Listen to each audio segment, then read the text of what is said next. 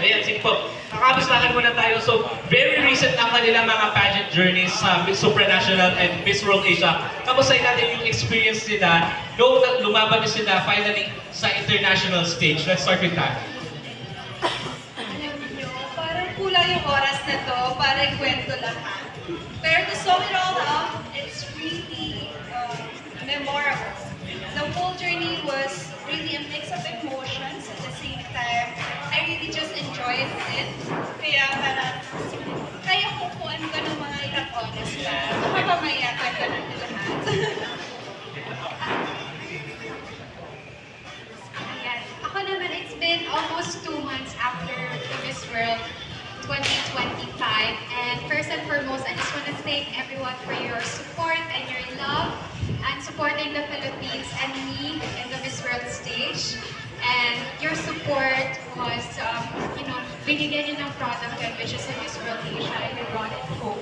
Kaya maraming salamat. It's been a very meaningful journey. It was a lot of firsts for me. I've encountered a lot of meaningful relationships, meaningful conversations, mix of cultures. Kaya I'm really so happy that I was able to represent the Philippines. Kaya maraming salamat po for your love and support. Eh, siguro yung gusto natin malaman, no, from our, we've known Tara and Krishna sa mga national competitions natin here in the Philippines. But ano yung difference siguro nung nag-compete kayo dito sa nationals natin and then of course, representing the Philippines in the international scene natin?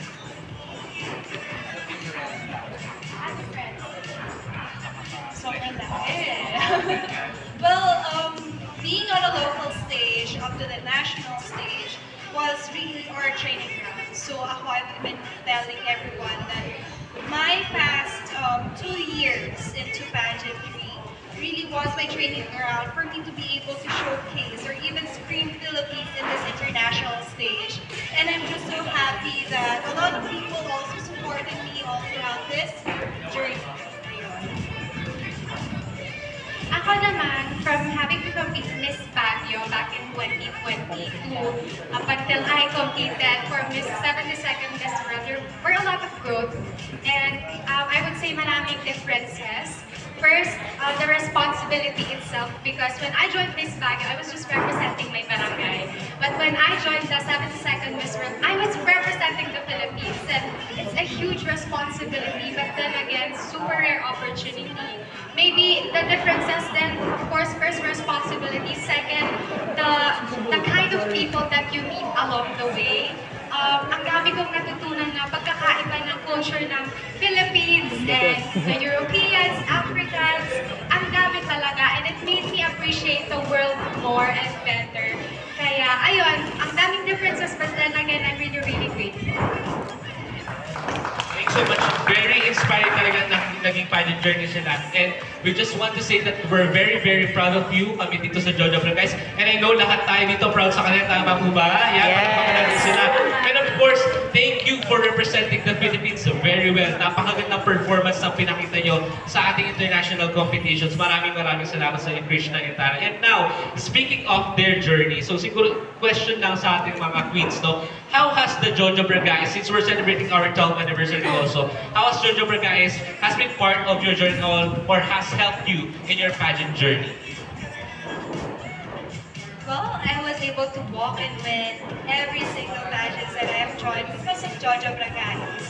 The comfortability of the skills and the way it is really stylish that it could fit any other outfits really works well for me. At the same time, I will never be ashamed, or I will be loud and proud to tell you that I will always be a Bragais baby. At fair lang also, no? Tama, Bragais baby talaga si Tara kasi nung una pa lang na press presentation sa Miss Universe Philippines when they had that, I know Tara's wearing already the Bragais shoes. And of course, kay Miss Krishna, how has Jojo Bragais helped you in your pageant journey?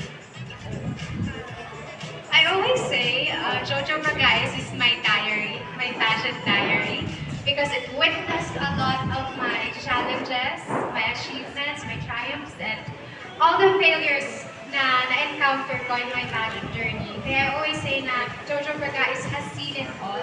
From the first stage that I stepped into up until now that I'm wearing Bragais, I am just really grateful that Bragais has been very, very supportive up until my international pageant journey. And what I like about Jojo Bragais is they not only support queens, but they tell their stories.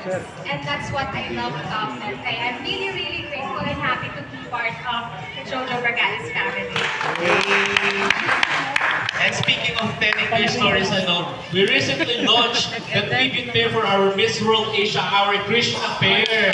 So, we have our tribute pair for Krishna. Ayan. So, Krishna, balik ko sa ito, how does it feel na na-immortalize na ang iyong contribution sa pageant industry through your tribute pair na sa Jojo Bragais?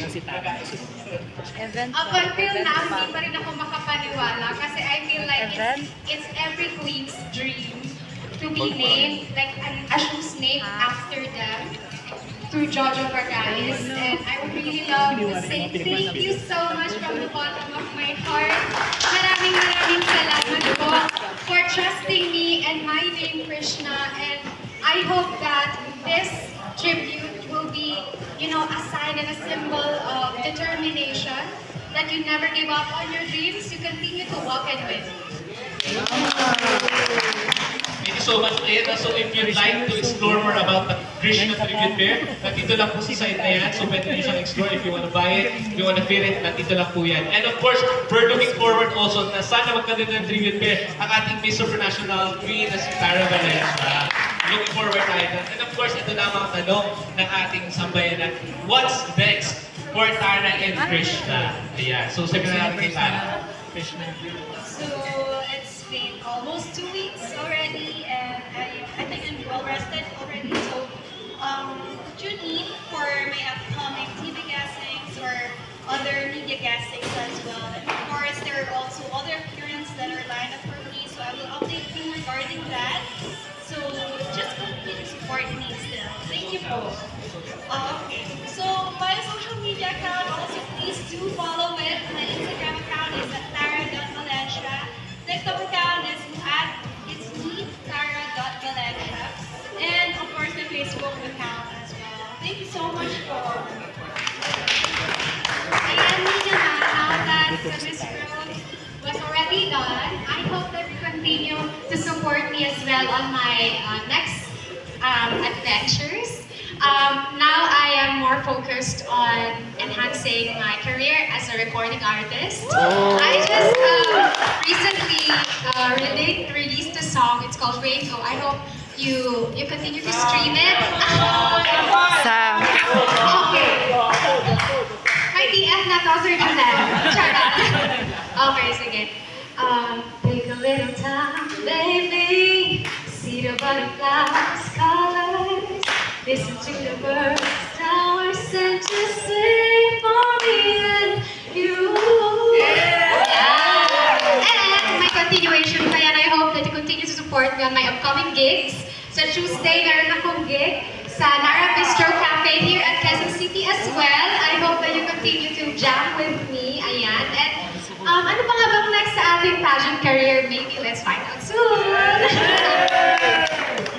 Thank you so much, Miss Krishna and Miss Tara. Maraming salamat sa inyo. So, i-follow nyo sa kanilang mga social media accounts. And of course, we'd like to invite you still hanggang to July 17 pa po ang Jojo Bragais Outlet Sale. So, every day meron tayong lineup of our queens. So, I hope you come visit us again. And of course, we have different items on sale now, so you can browse the items. And now, of course, we will have the opportunity to have a meet and greet and photo opportunity with Krishna and Tara. Sa mga may pairs na po, pwede na po tayo mag-line up here so that we can start na po our meeting.